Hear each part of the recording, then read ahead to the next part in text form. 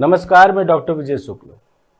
बिहार की राजनीति में भरोसे का मतलब केवल निष्ठा नहीं बल्कि उम्मीदों की पुनरावृत्ति रहा है।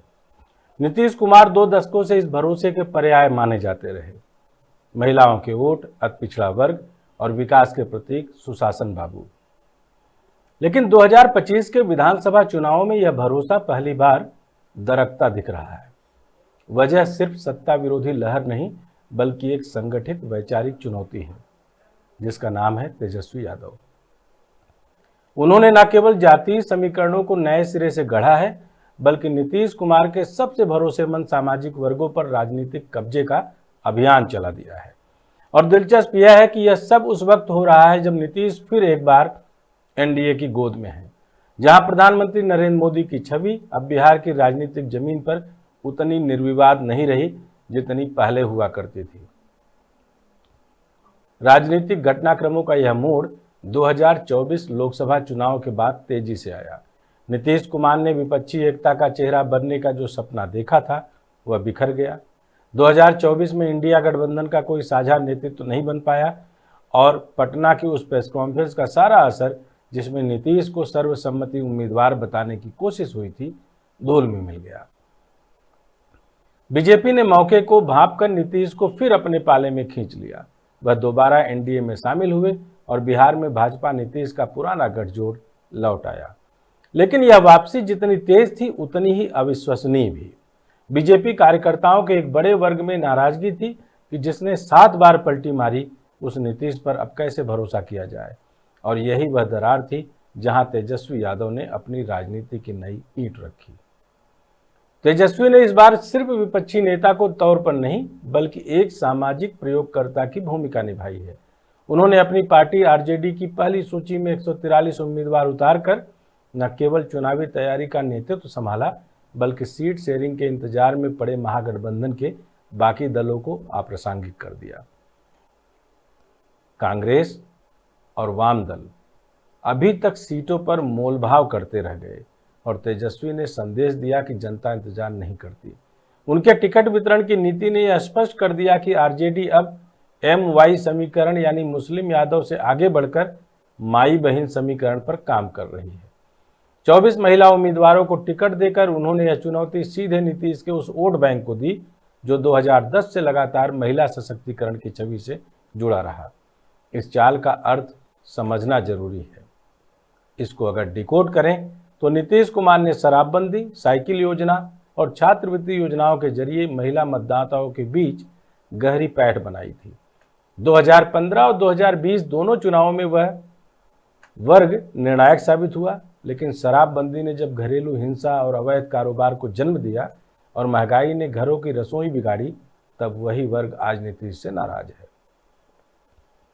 तेजस्वी ने इसी भावनात्मक टूटन को भांप लिया। उन्होंने माई बहन योजना के तहत हर महिला को 2500 रुपये मासिक सहायता देने का वादा किया। यह सिर्फ लोक लुभावन घोषणा नहीं बल्कि एक मनोवैज्ञानिक संदेश था। नीतीश ने सम्मान दिया, मैं सुरक्षा और आर्थिक ताकत दूंगा। यही वजह है कि ग्रामीण बिहार में पहली बार आरजेडी के पोस्टरों पर महिलाओं की तस्वीरें ज्यादा हैं और लालू की पारंपरिक भीड़ के बीच अब किशोरियां और गृहिणियां भी नजर आने लगी हैं। जातीय गणित के स्तर पर भी तेजस्वी ने एक नया संतुलन बनाया है। 52 यादव उम्मीदवारों के साथ उन्होंने अपनी कोर पहचान कायम रखी, पर 18 मुस्लिम, 13 कुशवाहा, 2 कुर्मी, 16 अगड़ी जातियों और 20 अनुसूचित जातियों के प्रत्याशियों को जोड़कर उन्होंने सर्वसमावेशी यादववाद की परिकल्पना रखी है। आरजेडी की सामाजिक रूपरेखा ने भाजपा के उस सबका साथ सबका विकास नारे को भी चुनौती दे दी है जो पिछले 1 दशक से बिहार में बिना किसी ठोस सामाजिक पुनर्संतुलन के टिका हुआ था। तेजस्वी यह जताने में सफल रहे कि अब बिहार में राजनीति सिर्फ जाति नहीं बल्कि प्रतिनिधित्व की भावना पर लड़ी जाएगी। अब सवाल यह है कि इस सब का असर नीतीश कुमार पर कितना होगा। एनडीए में वापसी के बाद नीतीश की स्थिति दोहरी हो गई है। दिल्ली में वे स्थिरता के प्रतीक के तौर पर रखे गए हैं, पर बिहार में बीजेपी की कार्यशैली ने उन्हें सीमित कर दिया है। कई निर्णयों पर अब उनका नियंत्रण नहीं रहा। नौकरियों से लेकर राशन वितरण तक के मुद्दों पर भाजपा के मंत्री अग्रणी भूमिका निभा रहे हैं। ऐसे में नीतीश की प्रशासनिक पहचान फीकी पड़ रही है। उनके भरोसेमंद वोटर्स, महिलाएं, अतिपिछड़े और कुर्मी कोयरी वर्ग अब उनके साथ भावनात्मक रूप से उतने नहीं जुड़े हैं जितने पहले थे। तेजस्वी यादव इस रिक्तता को भरने के लिए लगातार मैदान में हैं। वे बिहार के हर जिले में पंचायत स्तर तक कार्यकर्ताओं की बैठकें कर रहे हैं और रोजगार बनाम भरोसा का सीधा नारा दे रहे हैं। महागठबंधन में सीट बंटवारे की देरी ने तेजस्वी को नुकसान के बजाय और फायदा दिया है। कांग्रेस और लेफ्ट दलों की अनिर्णय की स्थिति ने उन्हें मुख्य विकल्प बना दिया। जनता के बीच संदेश गया कि असली लड़ाई अब आरजेडी बनाम एनडीए की है, बाकी सहयोगी पार्टियां केवल औपचारिक हैं। यह धारणा चुनावी मनोविज्ञान में बड़ा फर्क पैदा करती है। बिहार जैसे राज्य में जहां जातीय आधार और सामाजिक पहचान के साथ साथ नेतृत्व की धार भी मायने रखती है, वहां तेजस्वी का आत्मविश्वास नीतीश के सधे हुए संतुलन से कहीं ज्यादा आकर्षक दिख रहा है। यानी कुल मिलाकर लड़खड़ाते नीतीश और पूरी तरीके से चाक चौबंद ताल ठोकते तेजस्वी का यह युद्ध का अपना एक अलग रूप इस बार बिहार और देश देखेगा। राजनीतिक समय क्रम में देखें तो पिछले 2 सालों में नीतीश की उलझनें बढ़ी हैं। 2023 में जब उन्होंने पहली बार भाजपा से अलग होकर महागठबंधन में वापसी की थी, तब उन्होंने खुद को विपक्ष का संयोजक घोषित कराया, लेकिन कांग्रेस और क्षेत्रीय दलों के बीच तालमेल न बनने से वे हाशिए पर चले गए। 2024 में जब नरेंद्र मोदी तीसरी बार सत्ता में लौटे तो नीतीश के पास कोई विकल्प नहीं बचा था। वे फिर एनडीए में लौट आए, मगर यह वापसी वैसी नहीं थी जैसी 2017 में हुई थी। अब ना तो वे भाजपा के लिए अपरिहार्य हैं और ना ही जनता के बीच निर्विवाद। भाजपा उन्हें सत्ता का स्थिर चेहरा मानती है, लेकिन बिहार में मोदी फैक्टर का असर उतना नहीं बचा कि केवल केंद्र की चमक से राज्य में वोट मिल जाए। यही राजनीतिक शून्य तेजस्वी के लिए अवसर बन गया। तेजस्वी ने अपने पिता लालू प्रसाद यादव की परंपरा से आगे जाकर एक नई राजनीति की भाषा गढ़ी है। वे पिछड़े, दलित और अल्पसंख्यक वर्ग के साथ साथ उन अगड़ी जातियों को भी लुभा रहे हैं जो भाजपा की नीतियों से असंतुष्ट हैं। उनकी लिस्ट में 16 अगड़ी जाति के उम्मीदवार शामिल करना इसी रणनीति का हिस्सा है। यह न सिर्फ सामाजिक समरसता का प्रतीक है, बल्कि यह संदेश भी देता है कि आरजेडी अब अतीत की जातीय पार्टी नहीं, बल्कि भविष्य की सर्ववर्गीय शक्ति बनना चाहती है। नीतीश कुमार का मॉडल सामाजिक न्याय से सुशासन तक पहुंचा था। तेजस्वी अब सुशासन से प्रतिनिधि न्याय की ओर बढ़ रहे हैं। महिलाओं पर केंद्रित उनकी रणनीति सबसे ज्यादा असरदार साबित हो सकती है। बिहार में 2020 के चुनाव में लगभग 59% महिला मतदाताओं ने वोट किया था, जिनमें से अधिकांश नीतीश के पक्ष में थी। लेकिन 2025 में यह परिदृश्य बदलता दिख रहा है। शराबबंदी ने पारिवारिक कलह को बढ़ाया है, रोजगार की कमी ने बेटियों के भविष्य को सीमित किया, और अब जब तेजस्वी हर महिला को आर्थिक सहायता और रोजगार की गारंटी की बात कर रहे हैं, तो यह वर्ग सुनने को तैयार है। राजनीतिक विश्लेषक इसे बिहार की महिला वोट शिफ्टिंग वेव कह रहे हैं, जो अगर 5% भी हुई तो नीतीश के लिए निर्णायक नुकसान बन सकती है। एनडीए के भीतर भी एक असहजता है। भाजपा चाहती है कि नीतीश को औपचारिक नेतृत्व दिया जाए, लेकिन वास्तविक नियंत्रण दिल्ली के हाथों में रहे। यह दोहरा ढांचा बिहार के प्रशासन को कमजोर कर रहा है। भाजपा के युवा नेता चाहते हैं कि भविष्य में सुशील मोदी या गिरिराज सिंह जैसे नेताओं को आगे लाया जाए, जबकि पुरानी जेडीयू लॉबी इसे सत्ता में साझेदारी का अपमान मान रही है। तेजस्वी यादव इस अंदरूनी खींचतान को भांप चुके हैं। वे हर रैली में कहते हैं, दिल्ली के लोग बिहार नहीं चलाएंगे, बिहार बिहारियों से चलेगा। यह वाक्य अब भावनात्मक नारा बन चुका है। जहां तक गठबंधन की बात है, यानी महागठबंधन की बात है, सीट शेयरिंग की खींचतान अब भी जारी है। कांग्रेस 60 से ज्यादा सीटें चाहती है, 61 पर उम्मीदवार उतार चुकी है, जबकि आरजेडी उसे 40 पर सीमित करना चाहती है। वाम दल अपने पारंपरिक इलाकों में समझौते को तैयार नहीं।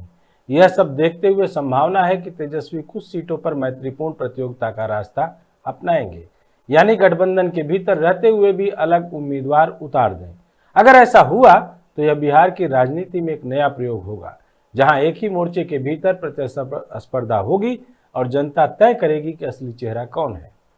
तेजस्वी के लिए जोखिम भरा जरूर है, पर इससे उनकी केंद्रीयता और बढ़ेगी, और शायद राहुल गांधी इसी नीति के साथ कांग्रेस की अपने टिकट बंटवारे की लिस्ट को जारी भी कर रहे हैं।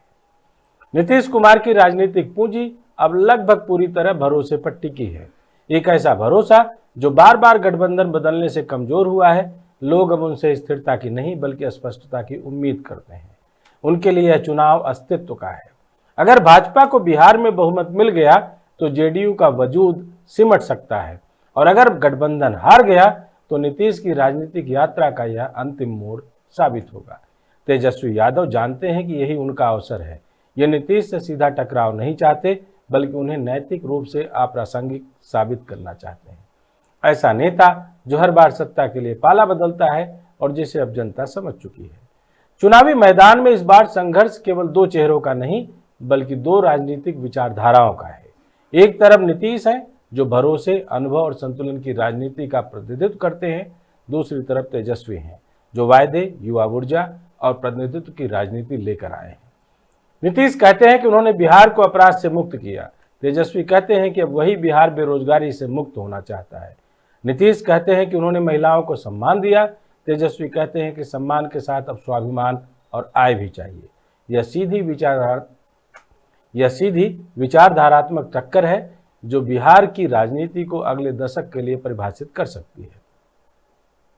तो कुल मिलाकर यह प्रश्न यही है कि क्या नीतीश का भरोसा फिर से काम करेगा या तेजस्वी का वायदा नई जमीन तोड़ेगा।